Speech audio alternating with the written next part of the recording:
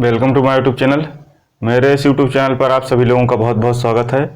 अभी थोड़ी देर पहले मैं लाइव आया था और टेक्निकल इशू होने के कारण काफ़ी सारी मिस्टेक रहीं। वॉइस सही से क्लियर आ नहीं रही थी, वीडियो भी बफर कर रहा था, नेटवर्क इशू था, जिसके चलते मैंने 2-3 बार प्रयास किया है ना। 12:58 के लगभग मैं ऑनलाइन आया था, लेकिन वीडियो लाइव नहीं हुआ है ना। और बहुत सारे बच्चों ने कहा, बहुत सारे बच्चों ने कमेंट किया कि सर आप आज लाइव नहीं आए। तो मैंने प्रयास किया, लेकिन टेक्निकल इशू होने के कारण समस्या रही, इसलिए मैंने सोचा कि आप लोगों को आज फिर से रिकॉर्डेड क्लास दे दूं। ठीक है। तो जितेंद्र विश्वकर्मा ने कहा था कि सर आप आज गुस्से में हैं, आज आप थोड़े से चेंजेस हैं। तो मैं आपको बता दूं कि मेरी तबीयत थोड़ी सी ठीक नहीं है ना, और जिसके चलते थोड़ा सा शारीरिक परिवर्तन है ना। तो उसको अवॉइड करिए, कोई दिक्कत नहीं है। मानव शरीर है, परिवर्तन आता है, प्रकृति परिवर्तन का नियम है ना, परिवर्तन होते ही रहते हैं। तो हमारा जो नेक्स्ट वीडियो है उसमें हम आज बात करेंगे 209 से लेकर 272 आर्टिकल तक। ठीक है, 209 से लेकर 272 आर्टिकल तक लगभग हम इसमें 63 आर्टिकल कंप्लीट करेंगे।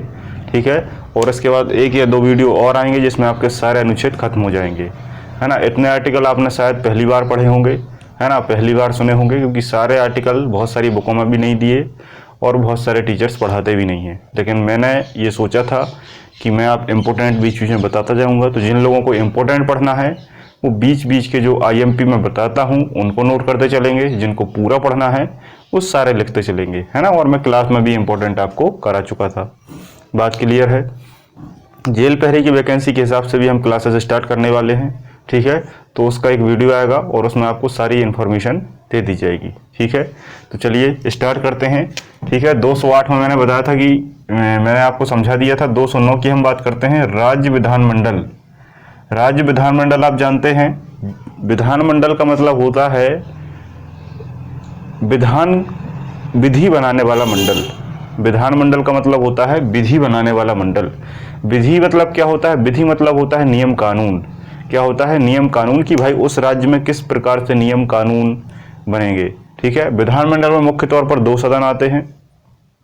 एक आता है विधानसभा, एक आता है विधान परिषद, जो कि दोनों राज्य के होते हैं। ठीक है, बहुत सारे राज्यों में विधान परिषद नहीं है और कुछ राज्यों में विधान परिषद है, जैसे बिहार हो गया, यूपी हो गया, है ना, आपका महाराष्ट्र हो गया, कर्नाटका हो गया। तो ऐसे कुछ राज्यों में विधान परिषद है, लेकिन मध्य प्रदेश में विधान परिषद नहीं है, केवल विधानसभा है। ठीक है, तो विधानमंडल दोनों के लिए उपयोग किया जाता है, ये बात आप समझें। जहां नहीं है कोई दिक्कत नहीं है, केवल विधानसभा काम करेगी। और ये राज्य का होगा, हमेशा याद रखना, ये केवल और केवल राज्य का होगा, है ना। केंद्र का संसद होती है जिसमें लोकसभा और राज्यसभा होती है। नाम राज्यसभा है लेकिन होती केंद्र में है, ये बहुत बड़ा कंफ्यूजन है। बहुत सारे लोग समझते हैं कि राज्यसभा है तो राज्य में रहेगी और उसी में मुख्यमंत्री बनेगा, तो ऐसा नहीं है। राज्य विधानमंडल में वित्तीय प्रक्रिया एवं धन संबंधी नियम। विधानमंडल में अगर वित्तीय प्रक्रिया होनी है, धन संबंधी नियम बनाने हैं, तो वो किस आर्टिकल के तहत बनेंगे? 209। सिंपल सी बात है, राज्य में अगर कोई काम कराना है तो काम कराने के लिए धन चाहिए, पैसा चाहिए। तो धन और पैसे की जब बात होगी तो उसे हम वित्तीय प्रक्रिया कहेंगे, और वित्तीय प्रक्रिया विधानमंडल में होगी, आप जानते हैं। आर्टिकल 210 विधानमंडल की भाषा, मोस्ट IMP, विधानमंडल की भाषा या लैंग्वेज। विधानमंडल में जो व्यक्ति बैठे हैं, कौन बैठे होते हैं? विधायक, है ना, जिन्हें आप क्या कहते हैं? MLA, member of legislative assembly. जो विधायक होते हैं वो विधानमंडल में बैठते हैं, मतलब विधानसभा में बैठते हैं, और क्या बनाते हैं? नियम। अब जब नियम बनाएंगे तो बातचीत करेंगे, लेखा जोखा होगा, तो वो किस भाषा में होगा? हिंदी और अंग्रेजी। हिंदी और इंग्लिश 2 भाषाएं दी गई हैं। तो ये मोस्ट IMP है। कमेंट सेक्शन में आप बताएंगे कि संसद की भाषा किस आर्टिकल में है, संसद की भाषा किस आर्टिकल में है, आप बताएंगे। और यहाँ पर विधानमंडल की भाषा की बात की गई है 210 में। ठीक है, 210 याद रखना। 211 विधानमंडल में न्यायाधीश के कार्यों की चर्चा नहीं होगी, मोस्ट IMP। मैंने आपको बताया था आर्टिकल 50 के तहत कि न्यायपालिका भी अलग है, मतलब कोर्ट भी अलग है, और आपकी संसद भी अलग है, या विधानमंडल भी अलग है। दोनों अलग अलग हैं, दोनों की चर्चा एक दूसरे नहीं करेगी। न्याय संबंधी कानून संसद नहीं कर सकती, संसद नहीं बना सकती, चर्चा नहीं कर सकती। और संसद के जो कार्य हैं, जैसे योजना लाना है, विकास करना है, तो इसमें न्यायाधीश कुछ नहीं कर सकता। आपने कभी ऐसा नहीं सुना होगा कि कोई योजना आई, योजना सफल नहीं हुई और किसी व्यक्ति ने कोर्ट में क्लेम कर दिया, ऐसा नहीं होता। कोर्ट में क्लेम संसद और विधानमंडल के कार्यों पर नहीं होगा। तो 211 में वही लिखा कि विधानमंडल में न्यायाधीश के कार्यों की चर्चा नहीं होगी, न्यायाधीश कुछ भी करे विधानसभा को कोई लेना देना नहीं है, और विधानमंडल की प्रक्रिया पर कोर्ट प्रश्न नहीं करेगा। विधानमंडल और न्यायालय दोनों के बारे में कहा है कि एक दूसरे में दोनों हस्तक्षेप नहीं करेंगे, इसलिए आर्टिकल 50 में दोनों को पृथक कर दिया गया है। सेम आर्टिकल संसद के भी हैं जो आप कमेंट में मुझे बताते जाएंगे। विधानमंडल की प्रक्रिया कोर्ट में प्रश्न नहीं करेगा। नेक्स्ट 213 213 मोस्ट आईएमपी 213, जैसे आपका 123 था 1 2 3, अब यहाँ क्या आ गया 2 1 3, 1 2 3 था, यहाँ 2 1 3 आ गया, बीच का 2 सामने निकाल कर लिख दो। तो जो अध्यादेश राष्ट्रपति जारी करता है, राष्ट्रपति अध्यादेश किस आर्टिकल के तहत जारी करता है 123, 123 का 2 आप आगे ले आइए तो क्या हो जाएगा 213। तो ये अध्यादेश कौन जारी करेगा, राज्यपाल करेगा। राज्यपाल कहाँ करेगा, राज्यपाल कब करेगा, कहाँ जारी करेगा, राज्य में करेगा। बात क्लियर है। अध्यादेश क्यों करते हैं, अध्यादेश इसलिए जारी किया जाता है कि जैसे सडनली अचानक कोई कानून बनाना है तो अध्यादेश हमने जारी कर दिया, तो उस अध्यादेश से तुरंत कानून बन जाता है, लेकिन वो 6 माह तक के लिए जीवित रहता है। ठीक है, एक्चुअल उसका समय है 6 माह 6 सप्ताह है, क्योंकि 6 माह 2 सदनों के मतलब दो बैठक के बीच का समय होता है कि अगर जैसे विधानसभा की बैठक हुई है तो दूसरी बैठक 6 महीना के भीतर हो जानी चाहिए, 6 महीने से एक दिन ज़्यादा नहीं होगा। बात क्लियर है। फिर जब उसमें वो पेश होगा, उस पर चर्चा होगी, है ना, उस अध्यादेश पर, तो वो 6 सप्ताह और ले सकता है ना। 6 माह तो बीच के हो सकते हैं, लेकिन 6 सप्ताह और डिस्कशन के लिए लग सकता है। तो 6 माह 6 सप्ताह के भीतर अध्यादेश पारित हो जाना चाहिए, नहीं तो वो निरस्त हो जाता है ना। तो राज्य में 213 के तहत राज्यपाल लाता है और केंद्र में राष्ट्रपति लाता है 1-2 दिन के तहत। 214 राज्य में उच्च न्यायालय सेम है, वहां पर क्या था 124 था, है ना। इस 124 में से 2 हम सामने ले आए, हो गया 214। 214 में क्या होगा, राज्य में उच्च न्यायालय, वहां क्या था, केंद्र में सर्वोच्च न्यायालय। 215 उच्च न्यायालय का अभिलेख न्यायालय होगा, मोस्ट आईएमपी। जैसे वहां पर हमने 129 में पढ़ा था अभिलेख न्यायालय, यहाँ पर क्या है 215 में उच्च न्यायालय का अभिलेख न्यायालय। अभिलेख का मतलब होता है लेखा जोखा, है ना। सारी जितनी भी न्यायिक चीजें हैं उनका क्या करना, लेखा जोखा रखना। ठीक है, तो 129 में सर्वोच्च न्यायालय का है और 215 में उच्च न्यायालय का है। ठीक है, सर्वोच्च और उच्च न्यायालय आप जानते हैं। 216 उच्च न्यायालय का गठन। ठीक है, उच्च न्यायालय का गठन किस आर्टिकल के तहत होगा, 216। यहां उच्च न्यायालय होगा 214 में, और अगर आपसे गठन पूछे तो 216। 217 न्यायाधीश की नियुक्ति राष्ट्रीय न्यायिक नियुक्ति आयोग करेगा, है ना। ये खैर ये जो आर्टिकल है इसको हटा दिया गया है, आर्टिकल तो नहीं हटाया, वैसे इसमें जो अंदर चीजें लिखी थी, जैसे न्यायाधीश की नियुक्ति है, न्यायाधीश की नियुक्ति पहले राष्ट्रीय न्यायिक नियुक्ति आयोग के द्वारा होती थी, अब इसको खत्म कर दिया है, कॉलेजियम के आधार पर होती है, जिसमें न्यायाधीश ही न्यायाधीशों को चुनते हैं। 218 उच्चतम न्यायालय के निर्देश उच्च न्यायालय में भी लागू होंगे। अगर उच्चतम न्यायालय ने कोई निर्देश जारी किया है तो वो उच्च न्यायालय में भी लागू होगा, सिंपल सी बात है। क्योंकि जो बड़ा, जैसे मान लो सिंपल भाषा में मैं आपसे कहूं कि एक नियम हमारे शिवराज सिंह जी लागू करें और एक नियम हमारे भारत के प्रधानमंत्री लागू करें, तो प्रभावी कौन सा रहेगा, सिंपल सी बात है पीएम का रहेगा, क्योंकि वो ज्यादा पावरफुल है।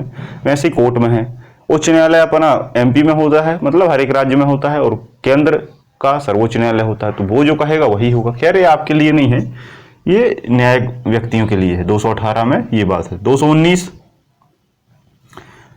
न्यायाधीश को राज्यपाल द्वारा शपथ, ये आईएमपी है, ये मोस्ट आईएमपी है, क्योंकि जो न्यायाधीश है, जो देखो सुप्रीम कोर्ट का, सर्वोच्च न्यायालय का जो न्यायाधीश होगा उसको शपथ दिलाएगा राष्ट्रपति, लेकिन ये उच्च न्यायालय का न्यायाधीश है, राज्य का उच्च न्यायालय का न्यायाधीश जो है उसको शपथ राज्यपाल दिलाएगा। बात क्लियर है। तो ये शपथ आपको याद रखना है 219 में। ठीक है, 219 में, और 219 ही रन सहवाग ने बनाए थे वेस्ट इंडीज के खिलाफ, तो इससे आप याद रख सकते हैं।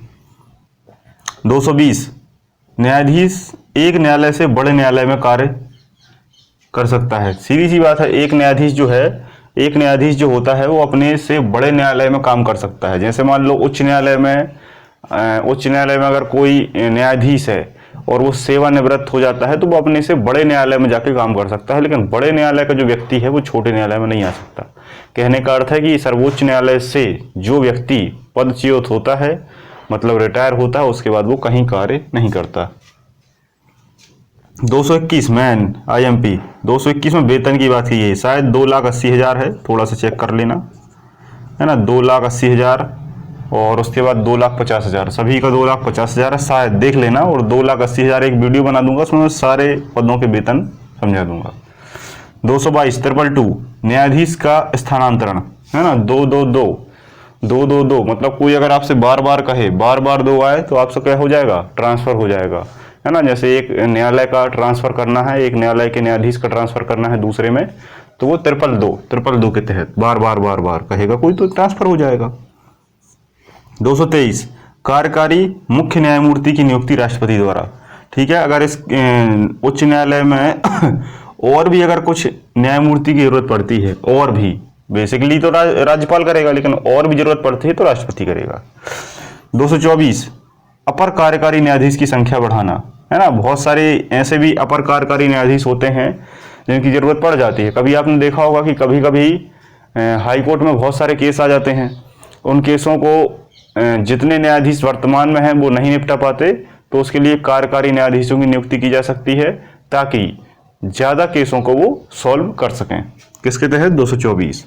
225 न्यायाधीश की अधिकारिता, कोर्ट आधिकारिकता शक्ति नियम। इसमें ये आपके लिए नहीं है, ये जजों के लिए है कि जजों का कितना अधिकार क्षेत्र होगा, क्या क्या वो नियम बनाएंगे, क्या क्या उनके कानून है। ये क्लेट वगैरह में पढ़ा जाता है जब आप सिविल जज और दूसरे जज की तैयारी करते हैं तब। नेक्स्ट आपका 226 रट लो।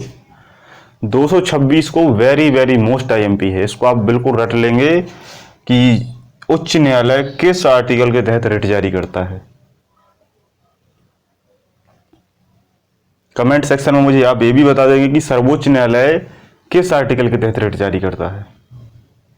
सर्वोच्च न्यायालय का रिट और 226 का रिट, मतलब उच्च न्यायालय का रिट। रिट का मतलब मैंने आपको बताया था कि एक ऐसा प्रस्ताव होता है जिसको सभी को मानना पड़ता है ना। इसको अगर कोई नहीं मानता तो आपको सजा भी हो सकती है, आपको दंड भी दिया जा सकता है।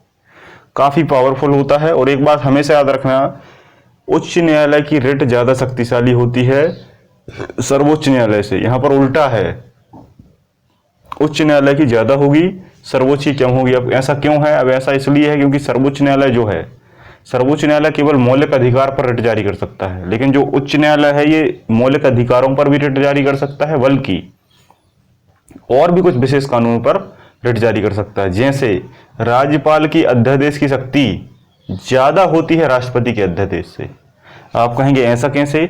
तो ऐसा इसलिए होता है क्योंकि राज्यपाल जो है वो केवल केंद्र में कर सकता है, ठीक है, और जो राष्ट्रपति है वो केवल कुछ ही विषयों पर अध्यादेश जारी करता है, लेकिन जो राज्यपाल है वो राज्य के क्षेत्रों में भी कर सकता है और वो केंद्र के क्षेत्रों में भी कर सकता है राष्ट्रपति की सिफारिश पर, है ना। तो इसके बारे में एक छोटा सा वीडियो बना दूंगा कि कैसे होता है ये सब। 227 अधीक्षण की उच्च न्यायालय की शक्ति अधीनस्थ न्यायालय। सीधी सी बात है, एक न्यायालय के अंतर्गत कोई अधीनस्थ न्यायालय है, मतलब उसके अधीन है, तो जब उसके अधीन है तो वो उसके अधीन काम करेगा, जिससे अधीनस्थ न्यायालय कहा। 228 मामलों का अंतरण उच्च न्यायालय द्वारा केस मंगाना। कोई भी सिंपल सी बात है, कोई भी केस है वो एक न्यायालय से दूसरा न्यायालय मंगा सकता है जो न्यायालय बड़ा है। 229 मुख्य न्यायाधीश द्वारा सभी की नियुक्ति अधिकारी कर्मचारी। देखो ये बात, जैसे आपने न्यायालय देखा होगा, न्यायालय में क्या केवल एक व्यक्ति होता है? बहुत सारे होते हैं। तो न्यायालय में जब जजों की नियुक्ति होती है तो वो जजों की नियुक्ति सरकार नहीं करती, है ना। ये बहुत बड़ा भ्रम होता है, कुछ लोग समझते हैं कि अरे मुख्यमंत्री कर देता है ऐसा वैसा। नहीं, उसकी नियुक्ति जजों के द्वारा ही की जाती है, जिसमें सबसे इंपॉर्टेंट होता है मुख्य न्यायाधीश। केंद्र में होगा तो केंद्र का मुख्य न्यायाधीश, और राज्य का होगा तो उच्च न्यायालय का मुख्य न्यायाधीश। वो सभी की क्या करेगा? नियुक्ति करेगा। और अन्य कुछ कर्मचारियों की भी जरूरत पड़ेगी तो उनकी भी नियुक्ति करेगा। किस आर्टिकल के तहत? 229 के तहत। वहां पर 129वां अभिलेख न्यायालय है। 230 उच्च न्यायालय का संघ राज्य क्षेत्र का अधिकार विस्तार। सीधी सी बात, क्वेश्चन पूछा गया था, ये क्वेश्चन पूछा गया था आपका रेलवे में, पूछा था कि अंडमान निकोबार पर किस राज्य का हाईकोर्ट कार्य करता है। अंडमान निकोबार आपको पता है केंद्र शासित प्रदेश है ना, समुद्र में। आपके बंगाल की खाड़ी में जिसका स्वयं का न्यायालय नहीं है, पोर्ट ब्लेयर में कोई सा न्यायालय स्थित नहीं है, तो उस पर कौन सा लगता है, बंगाल का, है ना। कलकत्ता हाई कोर्ट जो है वो उस पर कार्य करता है। तो सीधी सी बात है, संघ राज्य क्षेत्रों पर, संघ राज्य का मतलब होता है केंद्र शासित, उन पर अधिकार कर सकता है, उन पर विस्तार कर सकता है, और अगर उन्हें हटाना है तो हटा भी सकता है। 231 दो राज्यों के लिए एक कोर्ट, सिंपल है। सबसे अच्छा उदाहरण हरियाणा और पंजाब। हरियाणा और पंजाब की राजधानी एक है चंडीगढ़, और चंडीगढ़ हाई कोर्ट हरियाणा में भी काम करता है और पंजाब में भी काम करता है। दो राज्यों के लिए एक कोर्ट हो सकता है। 232 हाँ एक चीज और, गुवाहाटी। गुवाहाटी तीन चार राज्यों का एक ही कोर्ट है ना। वहां पर अरुणाचल वगैरह है, असम है ना, नागालैंड है, ऐसे कुछ राज्य हैं उनका एक ही है। पहले तो मेघालय वगैरह भी था, मेघालय का अलग बन गया है। सेवन सिस्टर का पहले एक ही था गुवाहाटी, लेकिन अब 2-3 राज्यों का अलग से बन चुका है।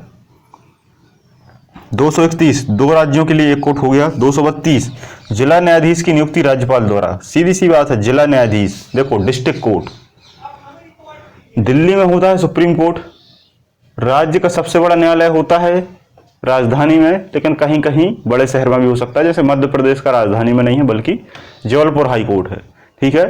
तो उस हाई कोर्ट के बाद जो जिलों का न्यायालय होता है उसे कहा जाता है जिला न्यायालय, जिला सत्र न्यायालय, है ना, डिस्ट्रिक्ट कोर्ट। तो उस डिस्ट्रिक्ट कोर्ट में जो न्यायाधीश बनेगा वो नियुक्ति राज्यपाल करेगा। किसके आधार पर, कोर्ट के परामर्श के आधार पर। और भी जो बड़े कोर्ट हैं उनके न्यायाधीश के परामर्श के आधार पर। ये केवल नियुक्ति करेगा, बल्कि बताएंगे वही। 233 जिला न्यायाधीश लगभग 7 वर्ष का अनुभवी होना चाहिए। 7 वर्ष का अगर अनुभव है तभी वो कार्य कर सकता है, नहीं तो अनुभव नहीं है तो गलत सलत अगर किसी का डिसीजन दे दिया तो बेचारा वो गलत दंड का भारी हो जाएगा। 234 जिला न्यायाधीश की भर्ती। सीधी सी बात है, जिला न्यायाधीश की भर्ती कैसे करना है, ये सब वैकेंसी का काम है, ये सब उन्हीं के लिए है, हमारे लिए नहीं है। 235 अधीनस्थ न्यायालय पर उच्च न्यायालय का नियंत्रण। सीधी सी बात है, जो अधीनस्थ न्यायालय है, जिला सत्र न्यायालय है, ठीक है, उन पर उच्च न्यायालय का कंट्रोल होगा और उच्च न्यायालय पर सर्वोच्च न्यायालय का कंट्रोल होगा। तो एक दूसरे के कंट्रोल की बात है, ये सब हमारे लिए नहीं है ना, लेकिन फिर भी जानकारी के लिए मैं आपको बता रहा हूं। 236 जिला न्यायाधीश के बारे में। अब जिला न्यायाधीश कौन होगा ये इंपॉर्टेंट है। जिला न्यायाधीश बहुत सारे न्यायालयों का मुख्य न्यायाधीश बन सकता है। जैसे आपने सुना होगा सेशन कोर्ट, सेशन कोर्ट होता है, संयुक्त कोर्ट होता है, आपका जिला सत्र न्यायालय होता है, सिविल कोर्ट होता है ना, अपर कोर्ट होता है ना, आपका संयुक्त कोर्ट होता है, सेशन कोर्ट होता है, सहायक कोर्ट होता है, सहायक जज, है ना, सहायक जज बनते हैं उसमें, संयुक्त सहायक जज बनते हैं, अपर सहायक जज बनते हैं। तो ये सारे जितने भी जज, सेशन जज, संयुक्त जज, सिविल जज, ये सब जिला न्यायाधीश कहलाते हैं।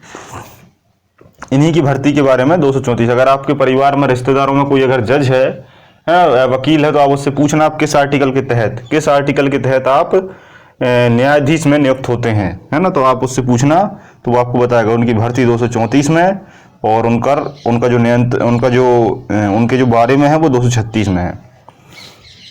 237 राज्यपाल द्वारा लोक अधिसूचना जारी, है ना। सीधी सी बात है, राज्यपाल क्या कर सकता है, लोक अधिसूचना। लोक अधिसूचना का मतलब जानकारी जारी कर सकता है कि ये तुम्हें करना है इस तारीख को, है ना, कोर्ट को वो निर्णय दे सकता है।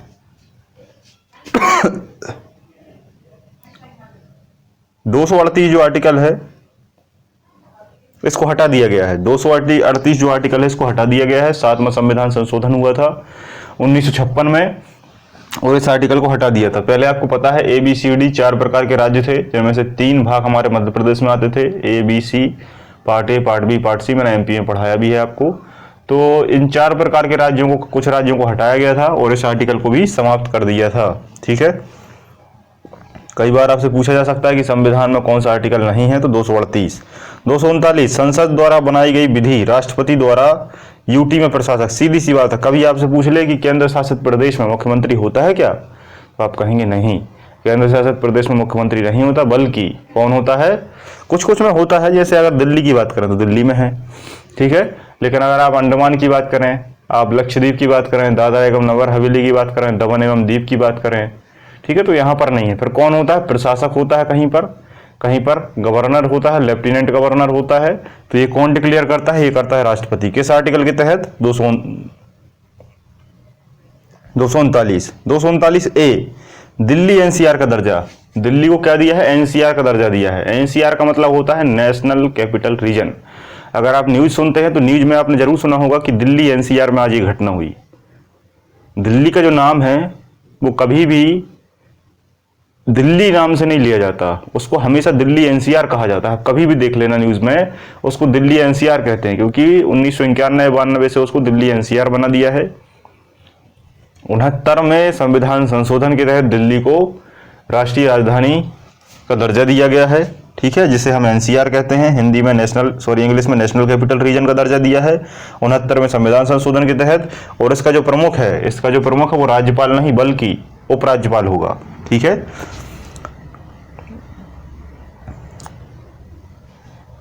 दो 240 राष्ट्रपति अध्यादेश नियम। देखो, राष्ट्रपति जो है वो अध्यादेश जारी कर सकता है, किसमें, यूटी में। यूटी का मतलब केंद्र शासित राज्य में राज्यपाल करेगा, केंद्र में राष्ट्रपति करेगा, लेकिन केंद्र शासित में भी राष्ट्रपति ही अध्यादेश जारी करेगा। अध्यादेश का मतलब तुरंत कोई नियम बना देना।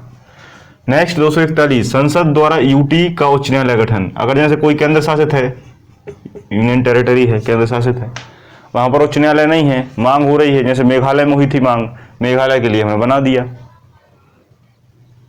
जैसे अभी आपका आंध्र प्रदेश से अलग हुआ है तेलंगाना, तो तेलंगाना में हैदराबाद कोर्ट चला गया। अब आंध्र प्रदेश के पास कोर्ट नहीं था, तो आंध्र प्रदेश के पास कोर्ट नहीं था, खैर आंध्र प्रदेश तो एक राज्य है, लेकिन फिर भी कोर्ट बना दिया। ऐसे ही अगर किसी भी यूटी की मांग हो जाए कि हमें क्या चाहिए, एक उच्च न्यायालय चाहिए, तो संसद बना सकती है। किस आर्टिकल के तहत, 241। 242 ये आर्टिकल भी हट चुका है। 243 most IMP, very very most IMP.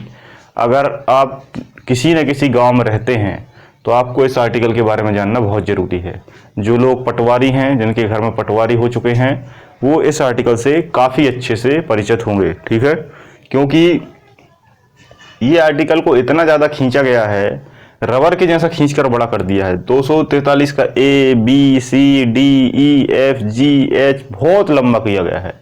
इसकी पूरी जानकारी अगर मैं दूंगा तो लगभग एक वीडियो उसी में चला जाएगा, इसलिए मैंने यहाँ पर शॉर्ट में दे दिया है ना। जब कभी पटवारी की वैकेंसी आएगी तो उसमें मैं पंचायती राज को काफ़ी डिटेल से पढ़ाऊंगा, है ना।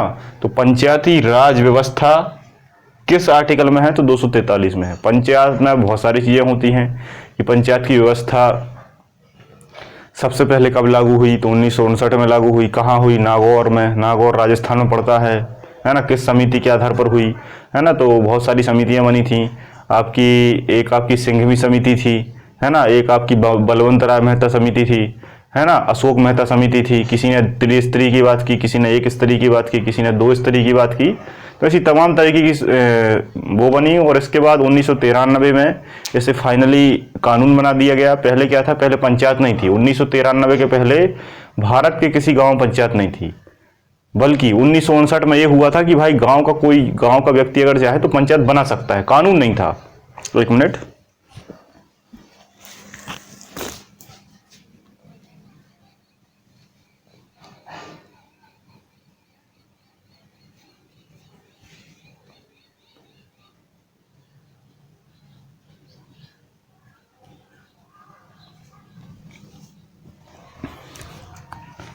क्या है, किसी प्रकार का कानून नहीं था। तो 1959 में नागौर ने प्रयास किया, लेकिन 1993 में कन्फर्म कानून बना। और कानून बनने के बाद इसे सभी जगह लागू कर दिया। ग्राम सभा जो है, ग्राम सभा में सभी लोग वोट डालते हैं, है ना। ग्राम सभा 18 वर्ष के व्यक्तियों से मिलकर बनती है। गांव में जितने लोग हैं 18 वर्ष से अधिक, वो सब ग्राम सभा कहलाते हैं। वो लोग फिर एक सरपंच चुनते हैं, है ना। उसमें बहुत सारे भाग होते हैं, अलग अलग भाग बटे हुए हैं, है ना। आपका ग्राम पंचायत है, जिला पंचायत होता है, प्रखंड पंचायत होता है, फिर और बड़े लेवल पर जनपद पंचायत है, आपका नगर पालिका, नगर निगम, ठीक है। ऐसे बहुत सारे भाग इसमें बटे हुए हैं। 18 वर्ष का व्यक्ति वोट डाल सकता है, और जो सरपंच बनेगा उसकी मिनिमम आयु 21 वर्ष होना जरूरी है, ठीक है। कब बना था, 1993 से ही कंटिन्यू है। और इसमें 29 विषय हैं। कभी कभी पूछा जाता है कि इसमें कितने विषय हैं, तो 29 विषय हैं, है ना। कभी कभी आपसे ये भी पूछ सकता है कि जैसे सरपंच की मृत्यु हो जाती है, या वो पागल दिवालिया हो जाता है, या कुछ भी हो जाता है, तो उसका चुनाव कितने महीने में होना जरूरी है। तो 6 माह के अंदर पुनः चुनाव हो जाना चाहिए, ठीक है। एक अधिकार और है इस पंचायत व्यवस्था में, लेकिन जो बहुत सारे लोगों को पता नहीं होता। Right to recall, right to recall का अधिकार भी है, लेकिन इसको बहुत सारे लोग नहीं जानते, है ना, क्योंकि संविधान ही किसी ने नहीं पढ़ा है तो क्या जानेगा। आपको पता होगा कि गांव वालों के लिए यह अधिकार होता है कि अगर वो चाहें तो सरपंच को हटा सकते हैं, कभी भी हटा सकते हैं, आज नियुक्त किया तो कल हटा सकते हैं। इसके लिए आपको कलेक्टर से बात करना पड़ती है, जो उस क्षेत्र का डीएम है। डीएम से बात करेंगे और डीएम उस दस्तावेज को, जो आपका लिखित रूप से है, उसमें कुछ व्यक्तियों के साइन चाहिए होते हैं, उसको राज्यपाल तक पहुंचाएगा। फिर वहां से उसको स्वीकृति मिलेगी कि हाँ भाई ये व्यक्ति वास्तविकता में अयोग्य है या फिर किसी भी प्रकार से इसने कार्य नहीं किया है, तो राइट टू रिकॉल के आधार पर फिर वहां से जो आपका चुनाव आयोग है, वो चुनाव आयोग एक चुनाव की डेट जारी करेगा और एक खाली सीट रखी जाएगी, खाली सीट रखी जाएगी और उस खाली सीट पर वोटिंग होगी, है ना। उस पर कोई व्यक्ति नहीं होगा और अगर खाली सीट पर वोटिंग बहुमत के आधार पर साबित हो जाती है, मतलब ज़्यादा वोटें गिर जाती हैं, तो उस व्यक्ति को वहां से हटा दिया जाता है। और अगर उस खाली सीट पर वोटिंग कम पड़ती है तो वो व्यक्ति नहीं हटता, है ना। सीधी सी बात है, अगर उसने गलत काम किया होगा तो सभी लोग वोट देंगे और उसके पक्ष में नहीं देंगे, बल्कि खाली सीट को चुनेंगे, खाली सीट को चुन लेंगे, राइट टू रिकॉल के आधार पर वो वहां से हट जाएगा। फिर दोबारा से चुनाव होगा, 6 महीने में होगा चुनाव, जरूरी है। तो आपके यहाँ सरपंच होगा तो आप उससे पूछना। महिलाओं के लिए इसमें 33% आरक्षण है, ये आपको पता होगा, ठीक है। और हर एक हिसाब से सीटें आती हैं, एसटी एससी, कभी जनरल कभी ओबीसी। तो पंचायत के बारे में बहुत डिटेल से हम बाद में पढ़ेंगे। 244 एसटी एससी का क्षेत्र है ना। एसटी एससी का जो क्षेत्र है उसे निर्धारित कौन करता है? राष्ट्रपति। राष्ट्रपति कह देता है कि ये वाला क्षेत्र एसटी एससी का है। फिर वहां पर बहुत सारे कानून बनाए जाते हैं, नियम बनाए जाते हैं। एक व्यक्ति को चुन लिया जाता है और वो वहां पर क्या करता है? विकास का काम करता है। उनके संबंध में बहुत सारी चीजों को अलग अलग प्रकार से डेवलप करता है, वहां पर अधिक विकास होता है। कुल मिलाकर कहने की बात भी है, एसटी एससी क्षेत्र सभी हैं, सभी का मतलब सभी हैं, लेकिन 244 में एएमटीएम बताया गया है। एएमटीएम का मतलब होता है असम, मेघालय, त्रिपुरा, मिजोरम, है ना। तो इन 4 राज्यों में एसटी एससी की बात 244 ए में कही गई है और बाकी के 244 में कही गई है। बाकी के जितने भी क्षेत्र भारत में एसटी एससी के हैं वो आपके 244 में है, ठीक है। 245 की अगर हम बात करें तो संसद द्वारा राज्य के लिए विधि का दायरा बताएगी, है ना। संसद बताएगी कि राज्य के लिए विधि का दायरा कितना है। विधि का मतलब होता है कानून बनाना। तो वहां पर अगर संसद को कानून बनाना है तो कितना उसका दायरा होगा ये बताया जाएगा 245 में। 246 संसद संघ सूची और समवर्ती सूची पर कानून बनाएगी, है। मैंने आपको बताया था कि 3 सूचियां होती हैं। संघ सूची पर केंद्र सरकार कानून बनाती है, मोदी जी। राज्य सरकार राज्य सूची पर कानून बनाती है, आपके मुख्यमंत्री जी हो गए। और आपका जो समवर्ती सूची है उसमें दोनों कानून बनाते हैं जहां जिसकी जरूरत पड़ जाए। लेकिन कभी एक विषय पर दोनों कानून बना दें तो केंद्र का ज्यादा प्रभावी होता है, ठीक है। आज मेरी जो ऊर्जा है वो थोड़ी सी आपको कम लग रही होगी क्योंकि मेरी जो तबीयत है वो बहुत ज़्यादा खराब है। मेरी खड़े होने की भी हिम्मत नहीं है, लेकिन फिर भी मैंने ये सोचा कि किसी भी प्रकार से आपका गैप नहीं होना चाहिए, तो फिर भी मैंने बहुत हिम्मत करके इस वीडियो को शूट किया है। और आज मैं उतने अच्छे से नहीं पढ़ा पा रहा हूँ, है ना। बहुत सारी दिक्कतें हैं मेरी बॉडी में, लेकिन फिर भी आप थोड़ा सा कोऑपरेट कीजिए। 247 संसद द्वारा अतिरिक्त न्यायालय बना सकता है ना। कहीं भी अगर न्यायालय की जरूरत है संसद बना देगी। 248 ये पूछा नहीं जाता, ये बस मैं आपको बता रहा हूँ। अवशिष्ट विधायी शक्ति संसद के पास है ना। विधायी देखो, संघ सूची, राज्य सूची, समवर्ती सूची के अलावा भी एक क्या होती है? अवशिष्ट सूची। क्या होती है? अवशिष्ट सूची। अवशिष्ट सूची में उन चीजों को रखा जाता है जो नई नई निकल के आ रही हैं। जैसे जब संविधान बना तब साइबर नहीं था, साइबर क्राइम नहीं था, साइबर के प्रकार से टेक्नोलॉजी भी नहीं थी, डिजिटल नहीं था, तो साइबर कुछ चीज होता ही नहीं था। लेकिन अब साइबर के लिए एक अलग से डिपार्टमेंट रखना होता है जो उस चीज की छानबीन करता है। कहीं भी धोखाधड़ी होती है ना, अमाउंट डिडक्शन हो जाता है बैंकों से, तो इस पर सारा काम कौन करता है? अवशिष्ट शक्तियों पर एक कानून लिखा गया है और अवशिष्ट शक्तियों पर कानून बनाने का काम केंद्र सरकार का होता है ना। स्पेस वगैरह जो है, अंतरिक्ष विज्ञान है, अंतरिक्ष विज्ञान पर भी यही काम करता है, ठीक है। 249 राज्य सूची में संसद कानून। कुछ राज्य सूचियां ऐसी हैं जिन पर संसद कानून बना सकती है। संसद केंद्र में तो बनाएगी ही, लेकिन राज्य में भी बना देगी अगर उस क्षेत्र की राज्य सरकार चाहे तो। जो राज्यसभा है उसका 2/3 वोट, अगर 2 सही 3/3, मतलब समझ गए ना आप। 2/3 का मतलब आप समझ गए, 2/3 बहुमत अगर मिल जाता है तो संसद कानून बना सकती है। 250 राज्य में विधि निर्माण आपातकाल। सीधी सी बात है, अगर राज्य में कभी कभी आपातकाल लग जाता है तो उस आपातकाल के लिए जो आपातकाल की विधि है वो संसद बनाएगी, है ना, राज्य कुछ नहीं करेगा।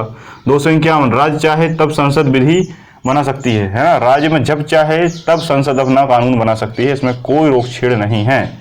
252 दो या दो से अधिक राज्य विधान मंडल, दो या दो से अधिक राज्य की अगर मांग हो कि किसी भी प्रकार का कानून हमें बनाना है ना, एक साथ, जैसे मान लो उत्तर प्रदेश और बिहार की कोई मांग हो कि हमें ये कानून चाहिए, दोनों का एक साथ, तो उस पर केंद्र सरकार कानून बना सकती है। 253 अंतर्राष्ट्रीय करार, अगर अंतर्राष्ट्रीय मतलब IR इंटरनेशनल रिलेशन, अंतर्राष्ट्रीय करार पर कानून अगर बनाना है तो संसद बनाएगी, राज्य नहीं बोलेगा, है ना। सेना वगैरह है, आर्मी वगैरह है ना, आपने देखा होगा चाइना बॉर्डर पे, है ना, पाकिस्तान बॉर्डर पर, तो अंतर्राष्ट्रीय अगर और भी मुद्दे हैं तो वहां संसद काम करती है, ना कि राज्य। 254 संसद एवं राज्य विधि में असंगत, है ना, किसी प्रकार से अगर संसद और राज्य में कोई भी कानून फंस रहा है, कोई भी कानून फंस रहा है, जैसे राज्य ने भी कानून बना दिया और केंद्र ने भी कानून बना दिया, फंस रहा है, तो वहां पर केंद्र का कानून प्रभावी हो जाता है, राज्य का नहीं। नेक्स्ट 255 कानून में सिफारिश होना जरूरी प्रक्रिया का मानना, अगर कानून की कोई सिफारिश है तो उसको मानना पड़ेगा, ये ज्यादा इंपॉर्टेंट नहीं है, एक वकीलों के लिए है। 256 जो वकील वगैरह की तैयारी करते हैं, जज वगैरह की तैयारी करते हैं, उनके लिए आर्टिकल पूछे जाते हैं गहराई से, इनके ABCD भी होते हैं, ABCD, है ना, सब आर्टिकलों के ABCD करके हैं, का खा गा गा घा, सब क्लॉसेस जुड़े हुए हैं, लेकिन हम यहाँ पर केवल पूरे समझेंगे। 256 राज्य कार्यपालिका ऐसी विधि बनाएगी संसद विधि से परे होगी, है ना। राज्य कार्यपालिका मतलब होता है राज्य की विधानसभा, मतलब विधायक राज्य में ऐसे कानून बनाएंगे जो संसद से अलग होंगे। ऐसा नहीं कि संसद ने, मतलब मोदी जी ने कोई कानून बनाया और उसी कानून को आपने लेकर क्या कर दिया, बदल दिया राज्य ने, तो ऐसा नहीं होगा, आपको उसके परे कानून बनाना पड़ेगा। 257 राज्य कार्यपालिका केंद्र कार्यपालिका पर प्रतिकूल प्रभाव ना पड़े, है ना, अगर राज्य कार्यपालिका कोई कानून बनाती है तो केंद्र पर प्रतिकूल प्रभाव नहीं पड़ना चाहिए। कुल मिलाकर उदाहरण से मैं कहूं कि जैसे केंद्र ने आयुष्मान योजना निकाली है ना, तो आपने कुछ ऐसा कानून निकाल दिया जो आयुष्मान योजना को विरोध करता हो, उसको रोकता हो, तो ऐसी योजना नहीं चलेगी। 258 राज्य पर संघ नियंत्रण सुरक्षा की जितनी भी शक्ति हैं, चाहे वो कोई भी BSF हो, CRPF हो, है ना, और भी कितनी सारी फोर्सेस हैं, है ना, आर्मी है, नेवी है, जितनी भी फोर्सेस हैं, तो उन पर पूरा कंट्रोल किसका है, केंद्र सरकार का है, ना कि राज्य सरकार का है। राज्य में भी अगर कहीं नक्सलवादी हैं, उग्रवादी हैं, है ना, आतंकवादी हैं, तो वहां पर जाकर कौन काम करता है, केंद्र सरकार, है ना। छत्तीसगढ़ में बक्सर वगैरह में आपने देखा होगा, झीरम घाटी में नक्सलवादी रहते हैं, तो वहां पर केंद्र सरकार की फोर्स काम करती है ना। इंटरनल सिक्योरिटी की बात की गई। 259 राज्य में सशस्त्र बल, ये खैर अब हट चुका है, पहले राज्य का एक सशस्त्र बल था, अब सारे केंद्र के हैं, ये हट चुका है, 259 हट चुका है। 260 भारत सरकार द्वारा अन्य क्षेत्र पर कार्यपालिका नियंत्रण, सीधी सी बात है, भारत में तो कार्यपालिका का नियंत्रण है, लेकिन अगर कोई क्षेत्र और भी भारत में जुड़ जाए या वो कहे कि हमारा नियंत्रण भी आप कर दो, तो भारत सरकार वहां भी नियंत्रण कर सकती है 260 के तहत। 261 संघ के न्यायिक कार्य सर्वत्र मान्य रहेंगे, संघ ने अगर कोई कानून बना दिया है, ठीक है, तो वो सर्वत्र मान्य रहेगा, राज्य उसमें हस्तक्षेप नहीं कर सकता, इसलिए कहते हैं कि राज्यों को कम शक्ति दी गई है, बल्कि केंद्र को ज्यादा दी गई है। 262 अंतरराज्यीय, राज्यों के अंदर, मतलब देश के अंदर एक राज्य में दूसरे राज्य में, अगर जैसे जल विवाद है, नदी विवाद है, नदी जल विवाद है, परियोजना विवाद है ना, जल का वितरण होना है, ठीक है, तो इस प्रकार के अगर किसी प्रकार से कोई मामले फंसते हैं तो उन पर राज्य उच्च न्यायालय और सर्वोच्च न्यायालय कानून बना सकता है। 263 अंतर्राज्यीय परिषद के भी गठन हो सकता है, उसकी वो अंतर्राज्यीय परिषद जांच करेगी, विवाद को निपटा देगी, सुलझा देगी। 264 मोस्ट IMP वित्त आयोग, वैसे वित्त आयोग 280 में है, 280 में वित्त आयोग है, आएगा 280 हम पढ़ेंगे, लेकिन उस 280 की कुछ परिभाषा 264 में भी दी हुई है। कभी आपसे वित्त आयोग पूछा जाए और आर्टिकल 280 ऑप्शन में ना हो, तब आपको 264 लगाना है, वैसे 280 ही रहता है क्योंकि इतना डीपली नहीं पूछा जाता।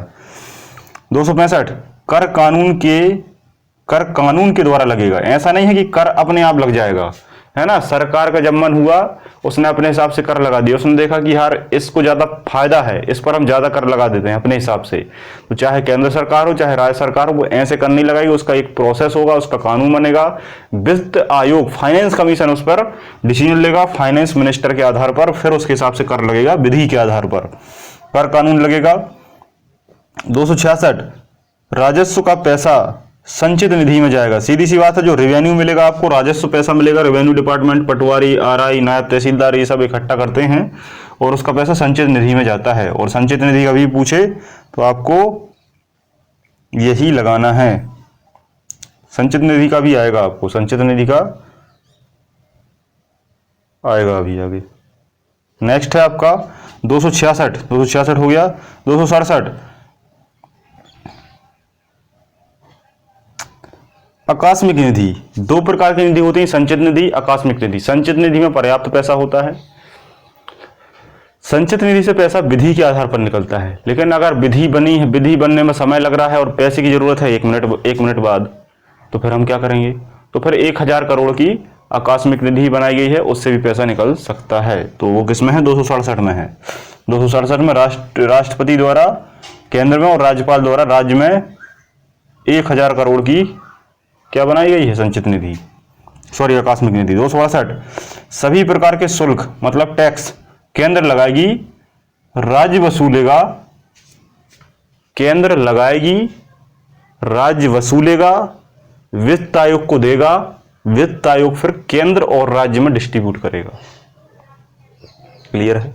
केंद्र लगाएगी कानून बनाकर संसद से, राज्य सरकार उसे वसूलने का काम करेगी, क्योंकि राज्य में ही वसूलेगा ना। केंद्र कहाँ है? केंद्र कुछ है भारत में? कैसे कुछ नहीं है, राज्य होता है। तो राज्य वसूलेगा, क्योंकि राज्य में ही पटवारी होते हैं, पटवारी की वैकेंसी केंद्र से तो निकलती नहीं है, पटवारी है, आरआई है, इन सब की वैकेंसी राज्य सरकार निकालती है। तो राज्य सरकार वसूलेगा, फिर वित्त आयोग उसका डिस्ट्रीब्यूशन करेगा। कोई पटवारी है तो उससे आप पूछना कि 268 में क्या है।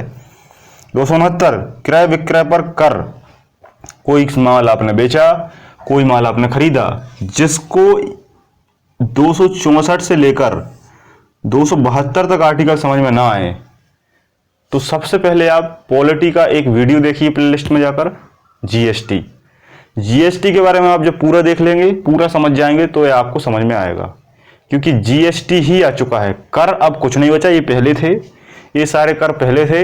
अब जो कर लगता है, वो टैक्स लगता है, वो जीएसटी के आधार पर लगता है, गुड्स एंड सर्विस टैक्स। तो उसमें मैंने एक एक जानकारी को डिटेल से समझाया है, कुछ भी नहीं छोड़ा है। तो जीएसटी का टॉपिक आप वहां से देख लेंगे, फिर आप यहां से आर्टिकल देखेंगे तो आपको ये एक बार में याद हो जाएंगे। ठीक है? कोई वस्तु आपने बेची, कोई वस्तु आपने खरीदी, तो उस पर टैक्स लगता है ना, हमेशा याद रखना। टैक्स लगता है, कौन सा टैक्स लगता है, कौन लगाता है, ये सब जीएसटी में क्लियर हो जाएगा। 269 के ए में आईजीएसटी है। 269 में क्या है? 269 में क्रय विक्रय पर टैक्स है ना। 269 का ए जो है उसमें आईजीएसटी है। अब आईजीएसटी क्या होता है, सीजीएसटी क्या होता है, एसजीएसटी क्या होता है, ठीक है, ये आपको जीएसटी वाले में समझ में आएगा। आईजीएसटी मतलब होता है integrated goods and service tax, जो कि एक राज्य से दूसरे राज्य में लगता है। जब एक राज्य से कोई सामान जाता है ना, और दूसरे राज्य में बिकता है, तो जहां बिकता है वहीं उसी राज्य को से टैक्स मिलता है। बहुत इसमें कंफ्यूजन है, जीएसटी का वीडियो देखिए, आपको सब क्लियर हो जाएगा, कुछ नहीं बचेगा। 270 संघ राज्य में वित्त आयोग द्वारा वितरित कर। सीधी बात है, संघ हो चाहे राज्य हो, केंद्र हो, केंद्र सरकार हो, राज्य सरकार हो, दोनों को जो कर है वो कौन डिस्ट्रीब्यूट करेगा? वित्त आयोग। वित्त आयोग, फाइनेंस कमीशन, फाइनेंस मिनिस्टर इसे डिस्ट्रीब्यूट करेगा। ऐसा नहीं है कि केंद्र बड़ी सरकार है तो अपने मन से मनमानी से लूट लिया, नहीं, बल्कि उसका एक निश्चित अनुपात होगा जो वित्त आयोग डिसीजन लेगा। 271 शुल्कों करों को संघ द्वारा बढ़ाना। कभी कभी कर को बढ़ा भी दिया जाता है। कर को अगर बढ़ाना है ना, तो ये कौन करेगा? जैसे कर को बढ़ाना है, कर को लेना है, सरचार्ज लगता है ना, सरचार्ज ड्यूटी, एक्स्ट्रा ड्यूटी लगती है, तो वो सब 271 के तहत। अंतिम आज का है हमारा 272 में संघ राज्य द्वारा वितरित शुल्क। संघ राज्य द्वारा वितरित शुल्क, संघ राज्य द्वारा वितरित शुल्क मतलब कर को किस तरीके से बांटा जाएगा, है ना, ये सब बातें कही गई हैं, है ना। और अब इसका अपडेटेड है, इसका अपडेटेड वर्जन क्या है? जीएसटी, ये हमें लिख भी दिया है, अब ये जो कर वाले सिस्टम है आपको नहीं पढ़ने हैं, ये सब जो कर है इन सब में कर सुधार हो चुका है ना। ये विश्व का सबसे बड़ा कर सुधार है, टैक्स रिफॉर्म है। तो सारे करों को एक करके मर्ज कर दिया है जीएसटी में, है ना। तो जीएसटी किस आर्टिकल में है, क्या है, कैसे शुरुआत हुई, पूरा शुरू से लेकर अंतिम कहानी तक मैंने एक वीडियो बना दिया है। तो वहां जाकर देखेंगे तो आपको इस सेक्शन से किसी भी आर्टिकल को याद करने की जरूरत नहीं है, बल्कि उसमें मैंने पूरी तरीके से समझा दिया है कि क्या याद करना है, क्या याद नहीं करना, क्या जरूरी है, कौन सा आर्टिकल जरूरी है। तो यहाँ केवल एक मैंने सीक्वेंस के आधार पर ये सारे आर्टिकल लिए हैं, है ना। इनमें बहुत ज़्यादा कॉन्ट्रडिक्शन है, बहुत ज़्यादा दिक्कत है, और इसे जो वित्त आयोग होता है, वित्त विभाग होता है, उनके मंत्री होते हैं, वही इनको पढ़ते समझते हैं। अपने लिए नहीं है, अपने लिए बस 1-2 आर्टिकल हैं। तो और अपने लिए सबसे इंपॉर्टेंट जीएसटी है, क्योंकि अब इन सब का रिफॉर्म होकर केवल एक कर बन चुका है जीएसटी, है ना। ये आपको पता भी है। तो जीएसटी का वीडियो देख लें, उसमें आपको कुछ नहीं बचेगा, ठीक है। तो आज के इस लेक्चर में आप सभी लोगों का बहुत बहुत धन्यवाद। जय हिंद, जय भारत।